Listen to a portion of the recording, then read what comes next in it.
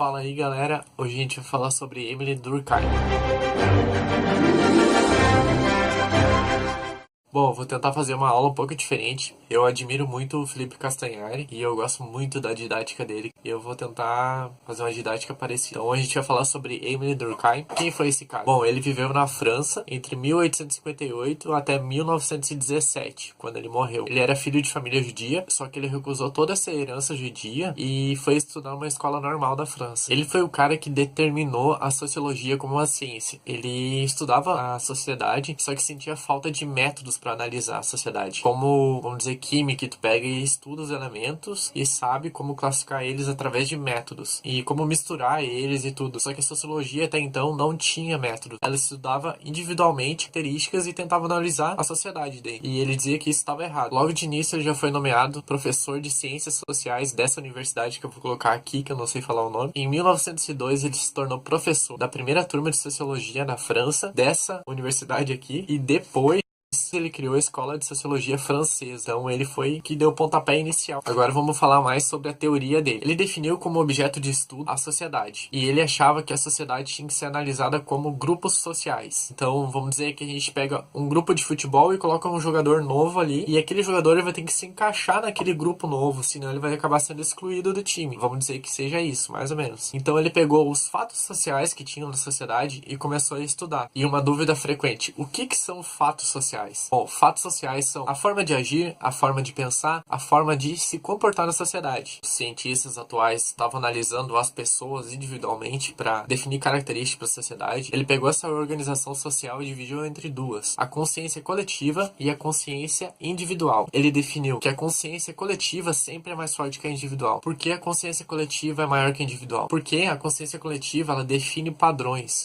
Então, se vai entrar num restaurante onde é cheio de normas de etiqueta, regras, e tu tentar fazer diferente, tu vai acabar sendo excluído daquela sociedade. Porque ali naquele grupo tem normas e padrões que tu tem que seguir. Então, ela sempre é mais forte, ela sempre vai acabar excluindo a pessoa daquele meio, se ela tiver desacordo com aqueles padrões. Um outro grande estudo de Durkheim foi o suicídio. Foi uma das principais obras que ele teve e ela é dividida entre 3 categorias. E eu vou explicar isso aí como seriados, tá? Que fica muito melhor. O primeiro, altruísta. Um grande exemplo que a gente tem de suicídio altruísta foi Getúlio Vargas, que se matou em prol da sociedade. Outros exemplos são filmes ou seriados onde a pessoa pega e acaba se matando por outra pessoa. Vamos dizer que alguém tá mirando a arma pra ti e vai alguém e se atira na frente de ti e pega a bala que seria pra ti. Isso é um suicídio altruísta. Suicídio egoísta é o que se encaixa perfeitamente no seriado Os 13 Porquês. Pra mim, o mais famoso, o mais topzera. É aquela pessoa que já não se encaixa mais na sociedade porque ela se sente ou inferior àquela sociedade ou ela se sente com os padrões muito altos pra não estar ali dentro. Aonde a Hannah, ela não se encaixa mais no grupo social que se encontra na escola, dos amigos dela. Então vai lá e resolve fazer as 13 fitas. Nessas 13 fitas, ela acaba falando o porquê que ela não se encaixa mais com aquela pessoa. Então ela acaba gravando as 13 fitas e falando os motivos por que ela se suicidou. E esse é o suicídio hoje que mais ocorre no mundo, que são dos jovens que não se encaixam com os padrões da sociedade, que são impostos a ele, até mesmo adultos, a sociedade LGBT, inúmeros motivos. Hoje a sociedade impõe muitos padrões de beleza, de dinheiro, que acabam sobrecarregando o indivíduo que não consegue alcançar aquele padrão. Então a sociedade está sofrendo demais com esse tipo de suicídio e com essa culpa que a pessoa se sente por não se encaixar mais naquela sociedade. E o terceiro suicídio é o anômico. O anômico ele se encaixa mais na crise de 1929, onde todas as regras caíram em terra. Vamos dizer que perde-se todas as leis que tem e as pessoas começam a se suicidar. Outro motivo foi o 11 de setembro, onde o avião pegou e bateu na torre e ali tu pensa, cara, todas as regras não existem mais com esse acontecimento, entendeu? E as pessoas começaram a se suicidar por causa disso também. O suicídio anômico é aquele ambiente onde tem caos, onde não tem mais regras, não tem mais leis, não tem mais controle. Então, aumenta o desespero. A todo momento alguém se jogava lá de cima. Então esse suicídio é fácil de decorar também. O terceiro estudo de Durkheim que tu tem que saber é que ele dividiu a solidariedade em duas: a solidariedade mecânica e a solidariedade orgânica. Então, qual a diferença entre as duas?